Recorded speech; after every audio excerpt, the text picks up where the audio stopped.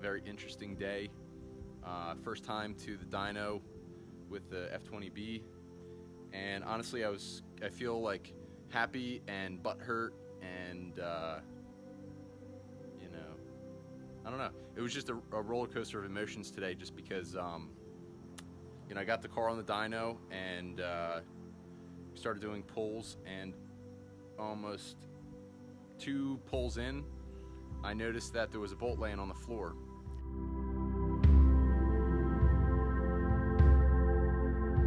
I identified it as a pressure plate bolt, and I'm running a lightweight flywheel, and the lightweight flywheel has Healy coils that hold that basically allow you to put these bolts through to hold it onto the flywheel. And Derek at Innovative Motorworks saw that, and he asked me about the flywheel, and he said that if you're running a lightweight flywheel like that, you really want to use red Loctite on the bolts, not just blue. And that was pretty much the result, you know. So when I went and picked up the bolt, he was pretty much like, okay, the dyno session is done. He goes, I'll only charge you for half the dyno session, and then you can come back and you can put that transmission back together, like the pressure plate back on the flywheel. But you know, I was determined. I paid the money, so I was determined to come away with some result. And what I ended up doing was drilling a hole in the bell housing of the transmission while it was jacked up, so that I could access the pressure plate bolts. And I took every single one out and put red Loctite on and tightened them down, torqued them to 20 foot-pounds, and we were able to continue on the dyno. Now the bad part was, after we started doing some pulls, he immediately was like, are you sure this is 10-to-1 compression? And I said, yes, I have the spec sheet from KS Tune rods and also for the Arias pistons. And his response was, well, you know, right now it's not making any power. And we came upon the conclusion that we were having turbulence somehow in the intercooler piping intake area.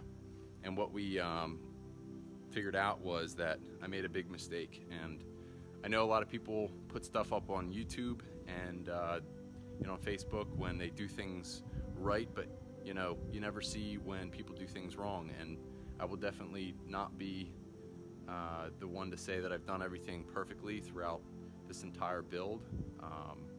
You know, I am human, I make mistakes, but I just wanted to show you guys my mistakes so that you guys don't make the same one. But on the intercooler, this intercooler is a feed from the one side. I think they called it double side feed. So it's fed this direction, and there was nothing on this side. And initially when I mocked everything up, the turbine housing was supposed to be on this side, which I had piping to go and feed into the intercooler. But I was having clearance issues with this BorgWarner EFR turbo, and I had to rotate it to the other side, which changed the way that all the charge piping was going to go. So I ended up welding this pipe onto this side of the intercooler so that I could feed it, but I neglected to realize the fact that when you have a double side feed like this, you have an upper core and you have a lower core, okay? And this end is all connected, but this side is separate. So when the turbo is, you know, making boost and pressurizing this intercooler, it is filling this entire top and bottom portion up, but you're only having air travel through the top core because here's where my, you know, intake pipe is. So what was happening is I was getting a lot of turbulence in this lower section here, and just having all of that turbulence in this lower section, it was reducing my capacity to be able to make power. And initially I wasn't making any power. I was actually making less power than a stock F20B, which I'm sure a lot of you guys will laugh about that. But that was a major problem, and that was what I have to correct here. But other than that, Derek from Innovative Motorworks was definitely convinced that it wasn't a bearing clearance problem because he added 10 pounds of boost, and we made 231 horsepower, so we were able to make more power. Power wasn't reducing. Basically at this point, I either have to get a new intercooler that I can feed, you know, from this side over to this side, or I can make a wide pipe down here, and then we're just gonna have to go from there. She definitely sounds really healthy, and all of the electronics work. So today at least was a great test of the assembly of the car. I mean, aside from my dumbass not putting red Loctite on the lightweight flywheel. But yeah, we're getting there. Like I said, it was just disappointing and exciting and you know, nerve-wracking at the same time all day. This is my second prelude. This build has kind of taken 2 years because I got into a pretty bad accident with a deer, a guardrail, and a ditch, which totaled the first car. So I had to start all over and you know, put the new motor into this car and move on from that. So definitely been a rocky ride, and I thank my wife. I bought her flowers today. Definitely buy your wife or girlfriend flowers after you go to the dyno.